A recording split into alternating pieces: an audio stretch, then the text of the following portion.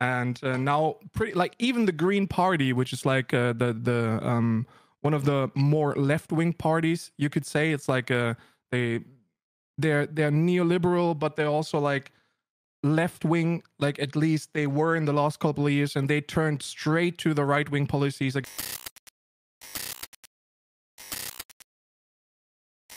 but it'll be all right. All right, we are now going to talk about the German elections. Okay, I have a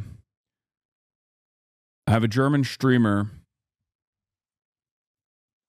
who is also going to be talking to us about who's going to give us some direct info. Hello. hello, can you hear me? Yeah, I can hear you. Can you hear me? Yes, this is the German. You wanted the German. Now there's a German one here. What would you like for me to call you, by the way? Or how would you introduce yourself to my audience? Just call me Carl. It's okay. fine. All right, Carl. Hold on. Let me turn this off. So All do you want a German accent or not? I can give you the full German experience if you want to. I mean, I like that you're making it seem, you're implying that you don't have a German accent right now. I do, but I can make it much stronger. Okay. No, this is good. This is a good level of German, I think. Have you ever heard my German accent, Carl? No, yeah, I did. I like your Turkish one better, but the German one is not bad. Well, when I say like, oh mein Gott, ich kann nicht glauben. I kann das nicht fassen. Nee, you got to work on your anger level, because if you want to imitate a German one, then you got to be much more angry. This was more like an Austrian accent. Ah, okay. The German one is like a much harder one, like, oh mein Gott, ich kann das nicht glauben. Oh mein Gott, ich kann nicht glauben. That's much better. More angry. Just imagine you hate foreigners, and there's a bunch of them in your country. And then that's the anger level you want to have. I mean, that's not very hard to imagine how people behave in that situation, considering that I have been a long time warner, I guess, not an advocate, but I've been warning about the fascist movement and mobilization happening in Europe, in European countries, Germany included, for quite a while. And I think that there is a lot that is happening in the United States of America that ends up happening in Germany as well. Now, of course, I want to talk to you about that today, considering that there was obviously a German election that took place, and Germany's conservatives celebrated the election as the far right was carved out of the governing coalition, even though they had major victories. And I want to talk about that. I want to talk about Die Linke.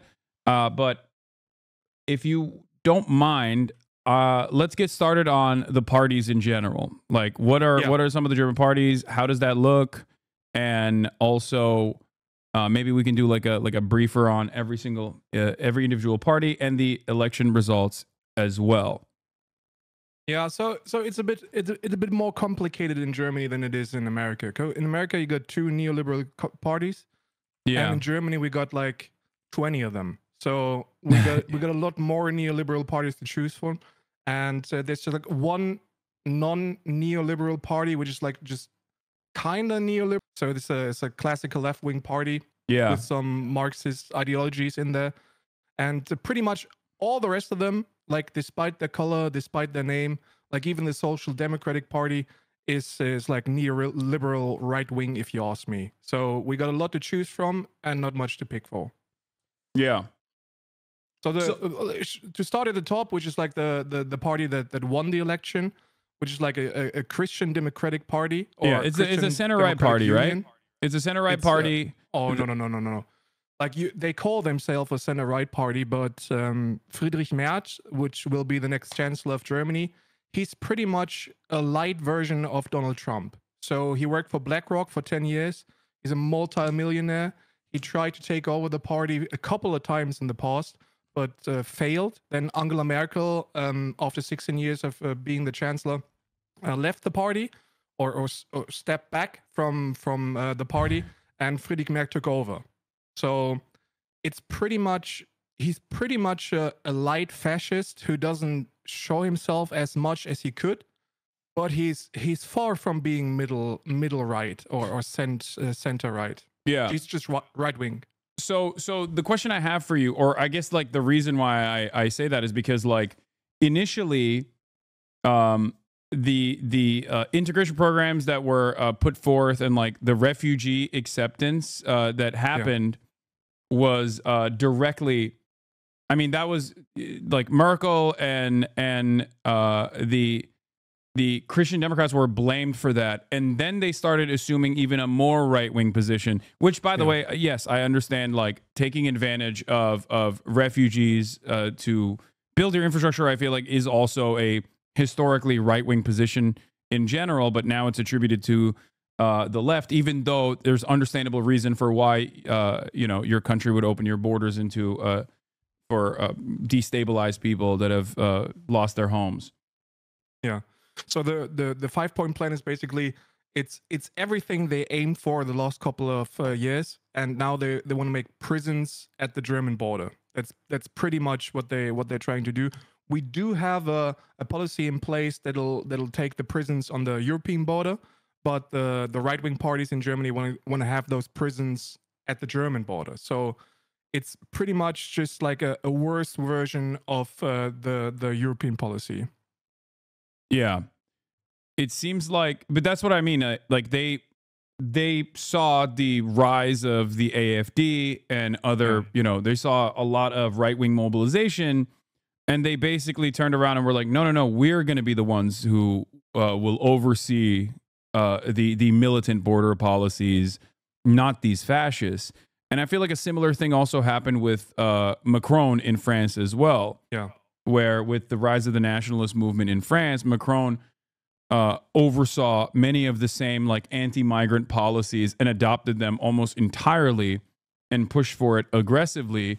And if you ask these guys, they will say, "Oh, we're doing this because we want to stop fascism. We're capitulating to reactionary sentiment so that we can stop the fascists from gaining power and gaining momentum." That is precisely what the Democratic Party tried doing as well. But of course, they got destroyed by the Republicans in the process. And they've never really stopped trying to do that anyway. Well, that's what they always do, right?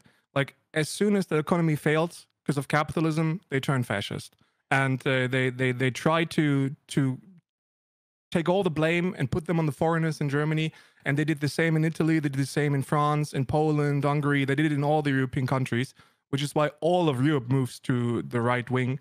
And now, even the Green Party, which is like the one of the more left-wing parties, you could say, it's like they're neoliberal, but they're also like left-wing. Like at least they were in the last couple of years, and they turned straight to the right-wing policies against foreigners, and pretty much like they're in line with the AfD, which is what's happening right now. So we got a couple of parties, like 5 of them, who are just in line with AfD. They do the same policies. They're pretty much the same, except for being not as much anti-Europe as the AfD is. So the AfD wants like a German currency. They want the Deutsche Mark back, which is like catastrophic, which is like the only thing that the AfD does that the other parties don't do.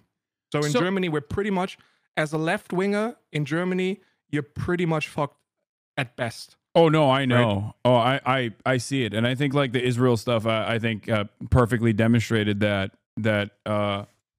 like in terms of German politics and the widespread adoption of like very far right sentiment on this issue. But the thing that is always shocking to me is when the German government, for example, will undermine the ICC, or when the German government will. When anyone in the, when any German politician says like, oh, fuck the European Union, like the European Union is geared by Germany. If Germany falls, then the EU is gone. There's no more EU. Like it's the economic engine. And the same with ICC. Saying, like, sorry, go ahead. European politics is German politics. That's what they say in Germany. Like it's not in Brussels. It's in Paris and France. That's pretty much it. And as you said with all of the Palestinian and Israel stuff, like if I'd be in Germany, like I live in Ireland, but if I'd be in Germany, I'd be in jail. Like pretty much, that's just straight up it. Like we like the left movement in Germany is just as pro-Israel as like the American right-wing movement. Like as a pro-Palestinian left-winger, you're pretty much just fucked all over the place. I mean, I got a tattoo on my arm that says Palestinia. If I'd had that in Germany, like I'd be in jail. That's insane. I mean, I've seen it though. I've seen it. They're fairly actively going after any kind of like mobilization that criticizes Israel.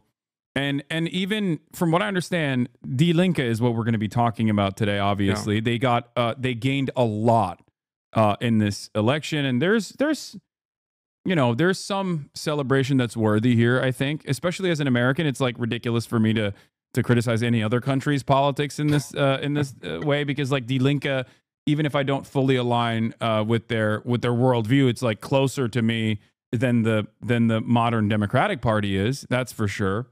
So, in that regard, I think there's some celebration that must be had here. Having said that, you can't have a conversation about Die Linke's massive gains without thinking about the shadow cast by the AFT's unimaginable gains in such a short period of time, becoming the second largest bloc. Now, of course, they're going to be, and you can describe this a little bit better for my audience, I hope. There's going to be some, they're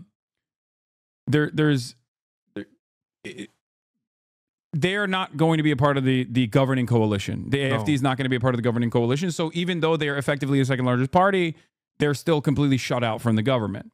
So, so that's praiseworthy, I guess, or that's the reason why the right wing is celebrating in Germany. No, yes and no, because they're being used as a tool by the Christian Democratic Union. So basically, you have to understand that for whatever reason, although we're turning back to being Nazis, like we have a problem with being called a Nazi. So the policies are the same and the thinking is the same. We're as much racist as we were in the 40s, but we have a big problem with being called racist and Nazis. And so we try to do right-wing policies and politics, but without being called Nazis. So the Christian Democratic Union is using the AFD as a tool. Pretty much they're saying we have to work with the SPD, and if you're not doing as we please, then we're going to work together with AFD.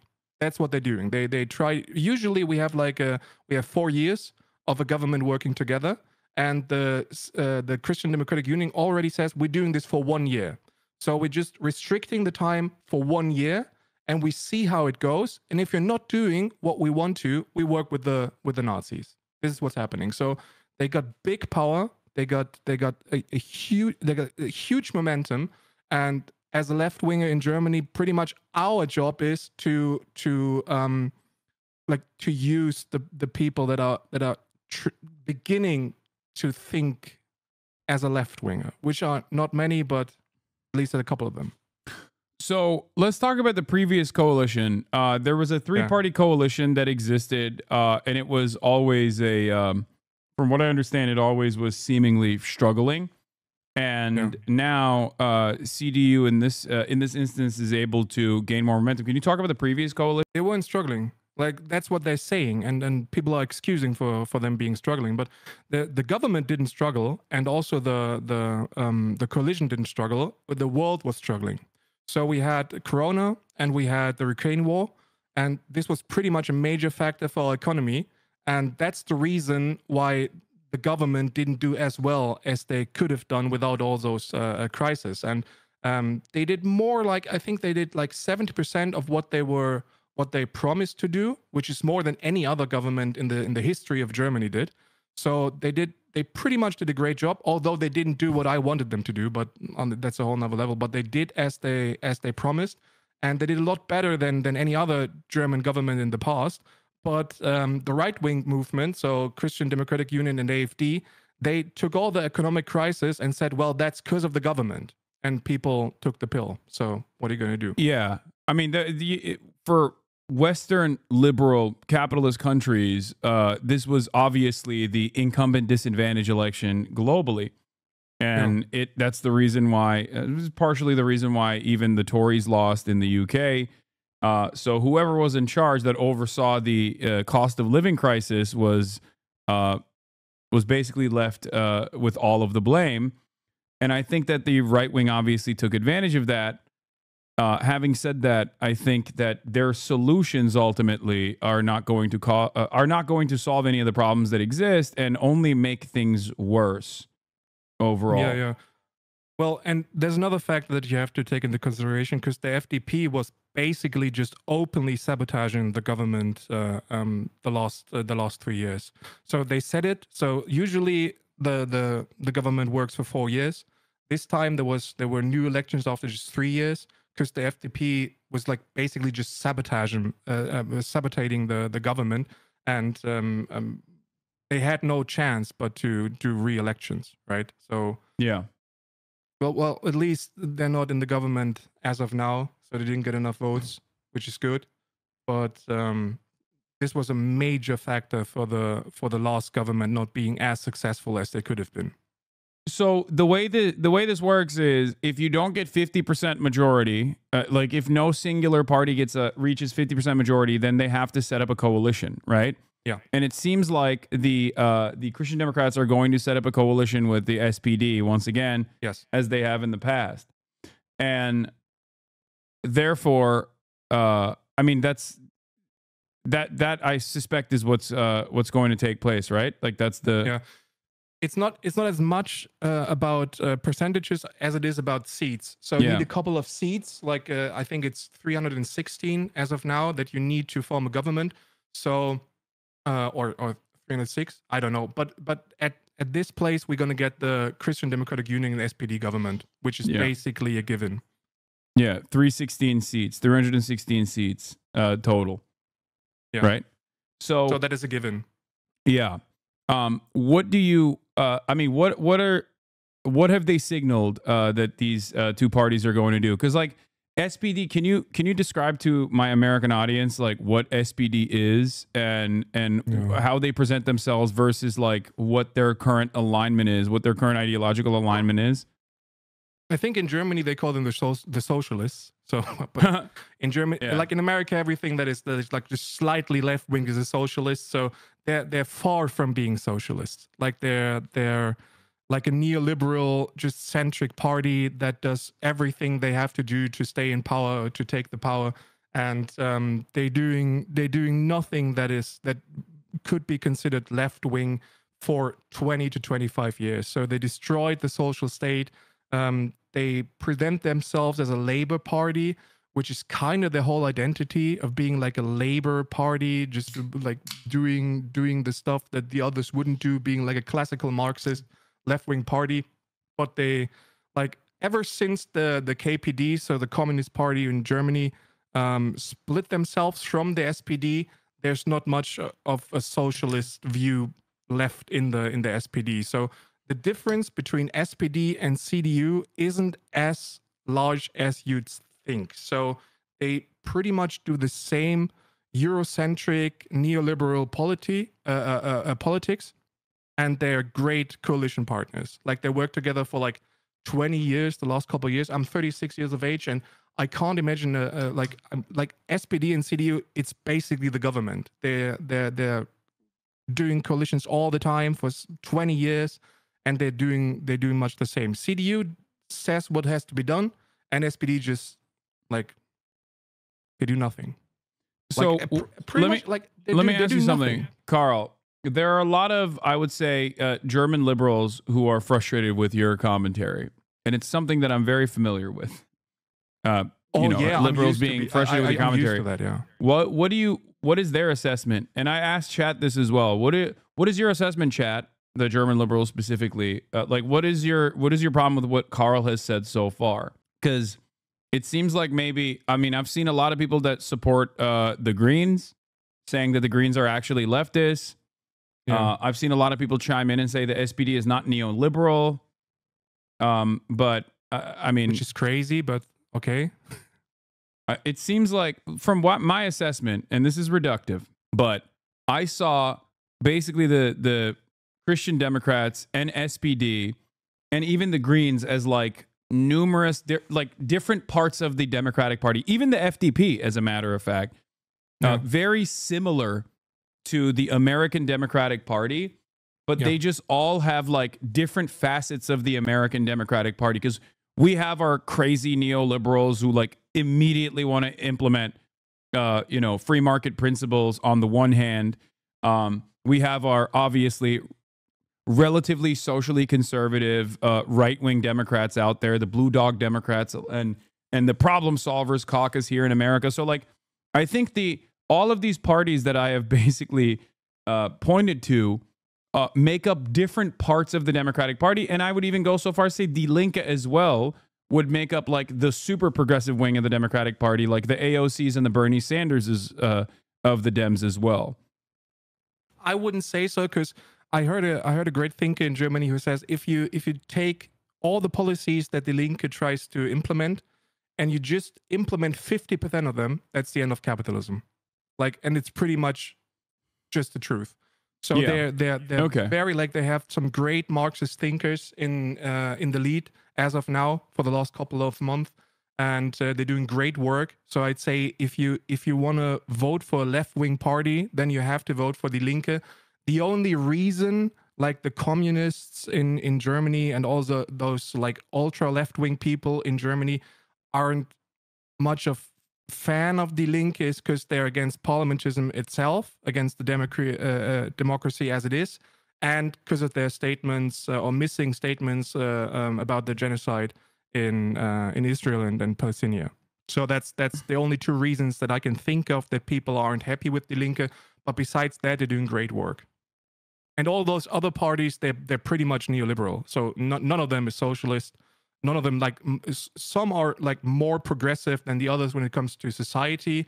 So SPD and Grüne and FDP, they're all for like homosexual rights and trans rights and stuff like that, but not as much as Die Linke. So even when it comes to the society, the Die Linke is much more progressive than all those other parties. And when it comes to like economics, like all of them are pretty much doing the same work. Like all of them are neoliberal.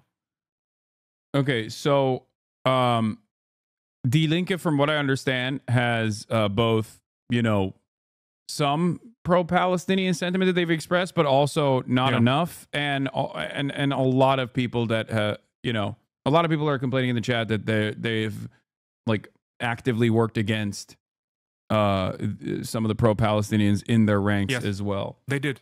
They threw out a couple of activists out of the party. Because like I don't understand Germans when it comes to Palestinian anyway, so like it's hard for me to talk about it. Like a friend of mine, Abdul Shahin, who's like a Palestinian, he said the time when I listen to white people about Palestine is over. Like I don't listen to them anymore. Like don't talk to me about the topic. You have no idea whatsoever, and you'll never have. So just shut the fuck up and like let's keep going, right? And this is pretty much my view on the whole like Palestinian. Like Friedrich Merz, the first thing he did was invite Benjamin Netanyahu. Yeah, that's pretty insane. That pretty much tells the story, right? So that tells a really scary story, because the ICC, much like many European institutions, is almost entirely protected by Germany. And if it wasn't for Germany, then like the ICC is a completely toothless institution. One could say that it already is, unless they're going after warlords in Africa, or as Lindsey Graham once famously said, thugs like Putin. With the exception of those territories that the ICC covers, like Germany is supposed to be the protective party over the ICC. So when Germany invites Netanyahu, that is directly undermining the ICC's power. It's saying that the ICC is over. There is nothing. Yeah, it's anarchy. Like Putin is objectively bad, though. Come on. Yes, I know. I'm just simply stating that so is Benjamin Netanyahu. It would be ridiculous if he said Putin can come to Germany, okay, without fear of repercussions, everyone would understandably get mad at him. But when he says Benjamin Netanyahu can violate the ICC arrest warrant without any fears, this is not seen as like a direct shot at the remaining power and influence that this International Criminal Court has. Yeah, it's just a kick in the balls for the ICC as a whole. Like Germany was that one European country that took the ICC and put it about everything else. And historically, it's a pretty bad hit for the ICC in general, because it says you can do whatever the fuck you want to as long as you're in line with America. That's pretty much what that says. And we have no party except for the Linke who stood up and said, no, that's not going to happen. Because Jan van Aken, who's like the head of the Linke, or one of the two heads of the Linke, he says like he's going to go to jail if he tries. Yeah, this is completely unacceptable. Like I don't think people understand how serious this is. Like, this is why I kept repeating over and over again, and many Germans in my chat and many Europeans in my chat get mad at me, but like every country is now becoming Viktor Orban. A lot of the Western European nations made fun of Viktor Orban for understandable reasons for the longest time. And now slowly but surely they are moving in the Viktor Orban direction. Maybe they're not linking up with Vladimir Putin directly, but these kinds of actions are also beneficial for Putin as well. When you undermine the ICC's authority, you're basically saying, yeah, there is no international justice.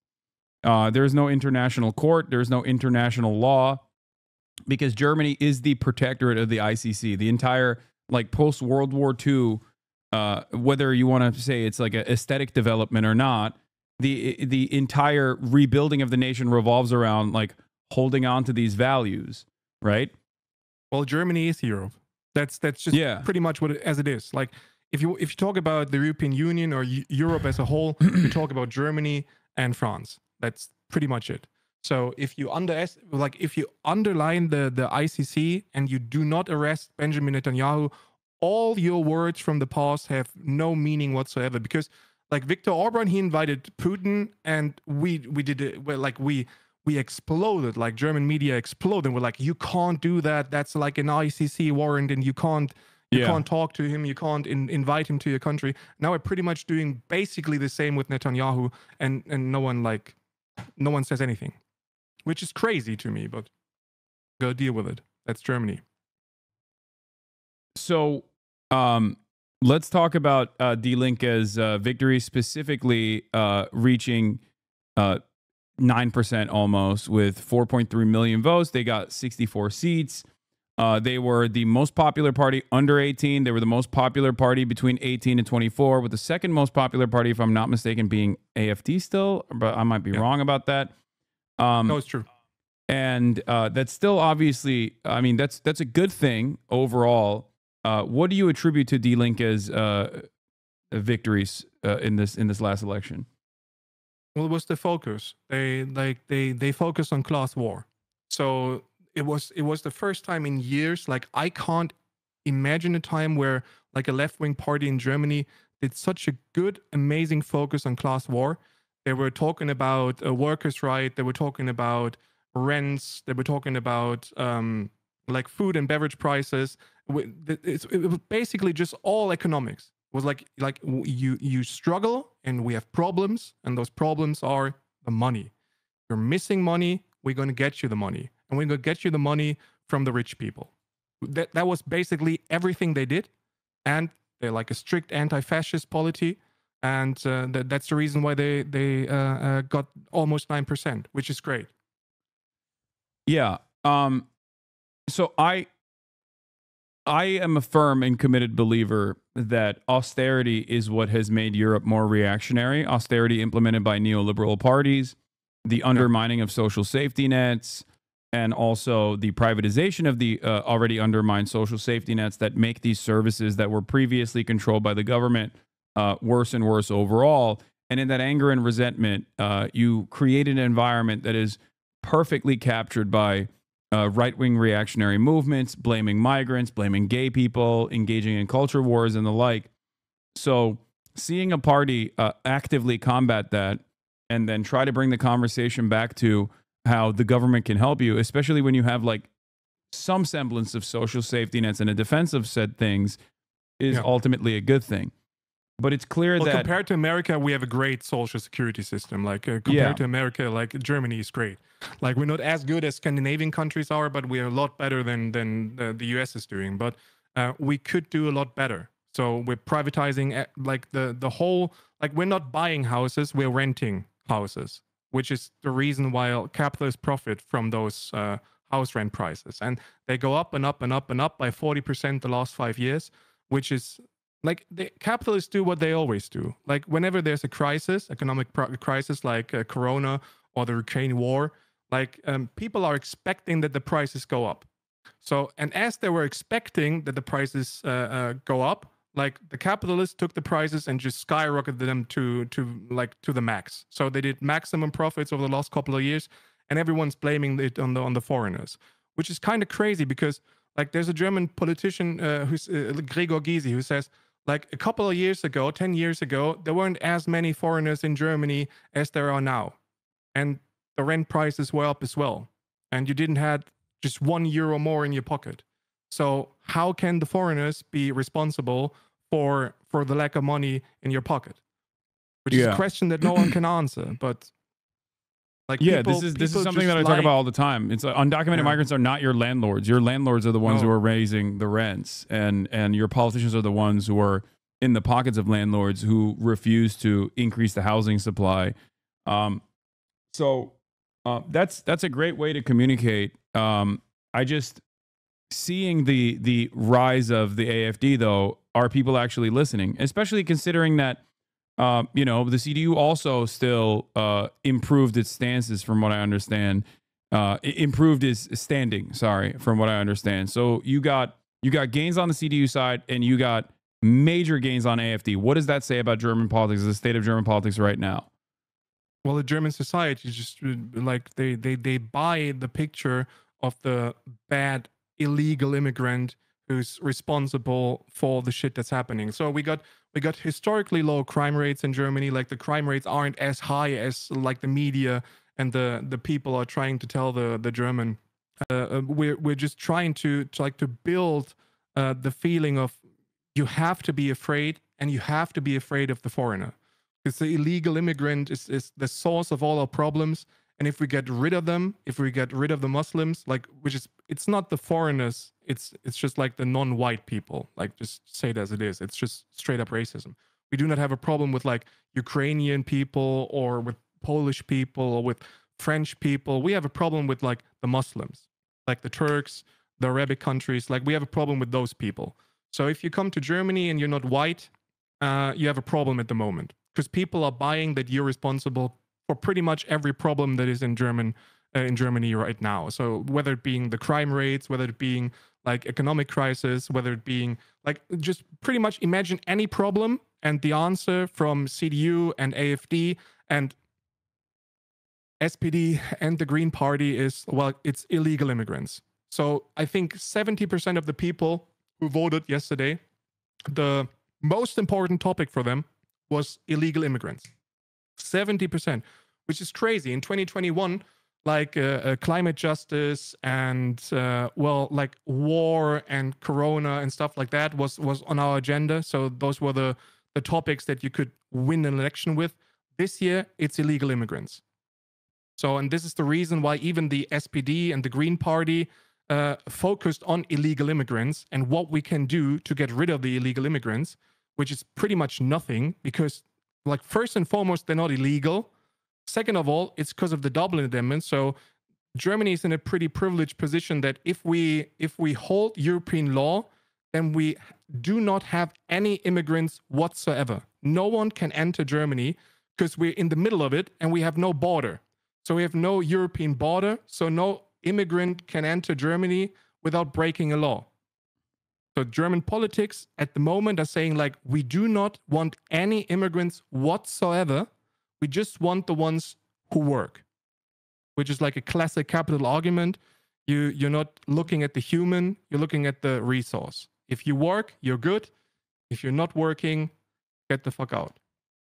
Yeah, that's also an interesting position, because I guess like Germany's right wing also has this position, as opposed to, like, I would say the British right wing, whereas the British right wing and even Brexit was caused not only because of their version of the quote unquote refugee and Islam problem, but beyond that, they were very frustrated with like Polish migrants coming in, well, not even migrants, but like a Polish workforce coming in, which they perceived as like displacing the existing British labor pool. And I feel like in Germany, there's a difference where some of the right wing parties still have a very like hardline approach, which is maybe born out of German history post World War II, bringing in migrants specifically to work in German industry. Turks obviously being a major group here, where they just simply look at it with a with this cold approach, where they're like, yeah, you can come in, you just have to work for much cheaper.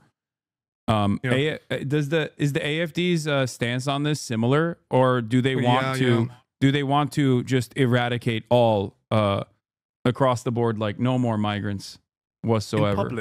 In public, yes. Like in public, like people like Alice Weidel, she's someone who's in public saying that we need immigrants, and as long as you're paying your taxes, doing your work, as long as you assimilate, you're fine and you have nothing to worry. But behind closed doors, like the AFD is run by Nazis, like just straight up literal Nazis, like like the Hooker guy, right? That dude is like a straight up Nazi. Yeah, he is. Like he's a fascist, he's a Nazi in every way. Like he'd walk next to Hitler if he'd had the chance to. So the AFD is run by literal Nazis, but they trying to be like just like a mild liberal right-wing party. So we have no problem with foreigners in general. We have no problem with any race or any ethnicity or any religion in general. It's just the criminal ones, and it's the ones that are not working and destroying our social state. So in the 90s, we had some right-wing party, NPD, which is similar to NSDAP. It was a national party, and they realized that the German society is not ready for getting rid of all the foreigners. So they had to tell a story, and their story was that we have no problem with foreigners or immigrants, but we do have a problem with the criminal ones and the ones that are not working. And pretty much ever since, every right-wing party in Germany is doing the same story. Like we're super liberal, like we're super friendly, like the world is our friend, but we have criminal ones and we have the non-working ones, and we have to get rid of them. So this is also the public state of the AFD. But behind closed doors, make no mistakes, the party is run by Nazis. Yeah. So what do you suspect is going to happen for the future of German politics? I can tell you what I suspect is happening, which is that whichever governing coalition exists, it's going to be very right wing. It's going to basically try to take up as many of the I guess, quote unquote, populist stances, like the right wing nationalist stances that AFD has, and try to get ahead of the nationalists. Try to get ahead of the nationalists, like securing a governing coalition next time around. But in that process, that capitulation will normalize more and more right wing positions, as it has already, and then people will say, okay, well, we don't want the diet thing. We want the real thing. Like we want AFD.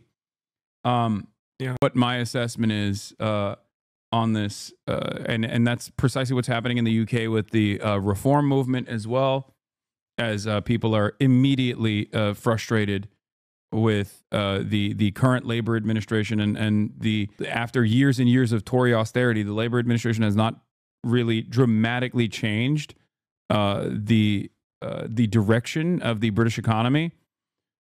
So the reform movement is growing in the UK, and I think that the AFD will grow in Germany if left unchecked, if they don't actually change their policies, and I don't think they will. Yeah. What do you say to that?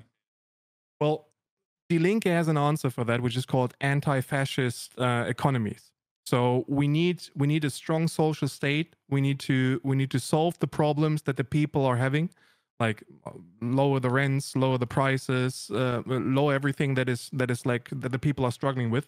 And as long as the people are happy, fascists can't grow, which is pretty much a theory that goes around for a couple of years, and we're trying to do that. It's pretty hard because we're not doing any of this. So we're going to get rid of some foreigners, like the illegal immigrants will go, like a couple of thousand of them will be deported. I don't know where, but they're going to get deported. And wait, I thought they don't call it deportation, they call it remigration, I thought. Yeah, remigration is like it's deportation. Like, yeah, no, I know. I'm joking, but that is what, because like I feel like deportation in and of itself has a different meaning in the minds of Germans, at least for German history. So they actively, even the AfD will try to actively liberalize their reactionary sentiment here and say no, we don't want deportations, we want remigration. Yeah, remigration it was a huge scandal because remigration is just like deportation, a word that Germans don't use. We call it, well, let's get them back home. So we're euphemizing everything that has to do with deportation, but it's deportation. Like we're gonna get them to prisons if we don't know where to put them. So it's deportation. Like we're gonna deport a couple of thousands of them, and no problem's gonna get solved. So the people are still angry, and then the AfD is gonna rise even more, in my opinion, because like the AfD is a party that can go even further than what the CDU and the SPD is doing right now. So right now we're talking about illegal immigrants. So, but where are you going to do if the illegal immigrants aren't in your country anymore? You go to the immigrants, right? Yeah. You take the illegal and you get rid of the word illegal, and you just take the immigrants, like the non-white people in Germany. So the AfD is gonna radicalize even more, or just take more of their already radicalized ideology to the public, and let's hope that the German population doesn't swallow that pill. Like I'm hopeful, I'm motivated, because Die Linke is a really strong party, and I think that as of right now we have a huge left-wing movement in the German youth. So we can mobilize the people for class war and be a good solidarity force, and like just put some millions Germans on the streets. Like Germans usually aren't protesting as much as they are in France or in America, but we got to get used to that, I guess. So, what do you say to people that claim that Die Linke's advancements simply were to take away from SPD and Grüne's? They just basically took some of the SPD and Green Party voters, and that it's ultimately marginal. And then the other question that I have for you also is why the AfD is so popular in Eastern Germany, because a lot of Americans don't understand the difference and think that it is because, that's where all the migrants are, that's where all the migrant crime is or whatever. But I think that they don't understand what the full picture is. No. So first question, yes, that's true. Like 600,000 voters just directly voted Die Linke instead of Grüne. So obviously they take voters from SPD and the Green Party. But I think it's a good thing because SPD and the Green Party aren't left-winged. So, and Die Linke is. So if you're a left-winger, you got to vote for a left party if you're voting. Yeah. So having a strong left-wing party in the parliament is pretty important, and standing up for what you believe in is also very important if you believe in democracy and parliamentism. So if you vote as a left wing in Germany, you can't vote tactical for the SPD or the Green Party, because you're basically going to get the same politics that you're going to get with the CDU. So CDU with SPD, there's no difference from CDU and the Green Party. It would have been the same. And why are there like more right-wing people in Eastern Germany? Because Eastern Germany's economies are even more fucked than in Western Germany. Yeah, like in the 90s, West Germany, like when the Soviet Union fell and the DDR, when the DDR was being like took over by Western Germany, like from that point on, West Germany fucked Eastern Germany whenever they had the chance to. Like we privatized everything. Like there are a lot of people that are unemployed. Like they lost their houses, they lost their money, they lost their properties, they lost their working place, they lost everything. And Western Germany privatized whatever they wanted to. So whatever, like whenever there's a crisis, the crisis hits Eastern Germany even harder than West Germany. Yeah. Which is the reason why the people in Eastern Germany are much more radicalized, like 30% AfD and 15% Die Linke. Yeah. And also, one note here, but yes, Americans don't understand this, but like there are more, I guess, quote unquote, foreigners in Western Germany than there are in the Eastern Germany territories that the AfD actually dominated. And a similar thing actually happens in America as well. So many rural areas that are not diverse at all make these anti-diversity picks, these anti-diversity initiatives. They get swept away by that, thinking that, you know, black and brown people are coming in and changing their culture or taking their jobs, stealing their jobs, when in fact it's quite literally not the case. And more diverse environments with actual, like, places where there are actually undocumented immigrants, for example, in higher numbers, are oftentimes Democratic Party strongholds in general. Yeah. Well, obviously, like wherever there's a university in Eastern Germany, like people are voting left winged. So when there's people around and the cities diverse, then they're not voting AfD. Like it's pretty much the same all around the country. Like if a white person meets a non-white person and realize, well, he's not as bad as I thought, then people, like, things change for the better. But Eastern Germany has, like, I think between 2 and 7% foreigners, whereas in Western Germany it's like 30-35%, even 40 in some cities. Yeah. Okay. Well, thank you so much for coming on. That you want to say before I let you go? Not as much. Like, German politics aren't as different from the American ones. It's just like we have more parties doing the same thing. Yeah. Like in America, you got 2 parties basically doing the same thing. In Germany, we have like 6 of them, or 20. So it's all around the world. It's the same. Yeah, that's what I try to describe to people. I mean, I come from a background in Turkish politics where, like, I understand what it's like when you have a multi-party parliamentary structure, which, I mean, Turkey's now a presidential system. There's a constitutional reform that took place, but, you know, the alignment still basically falls into the 2 different camps. Oftentimes there's still a uniparty understanding. At least in America, there's a lot of uniparty when it comes to deregulation. It's mostly in the margins, those differences. Like the Democrats will deregulate marginally less than the Republicans, but ultimately, when it comes to foreign policy, it's completely uniparty as well. Having said that, in the European parliamentary structures, the coalitions that they build basically create the same exact outcome. Yeah.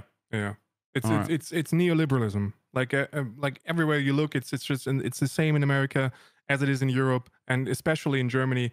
Like, we profit from capitalism all around the place, and we turn to fascism whenever there's a crisis. So that's the same. Like, it's happening to you in America, and it must be very hard to be a left wing in America at the moment. So stay strong to my comrades in America.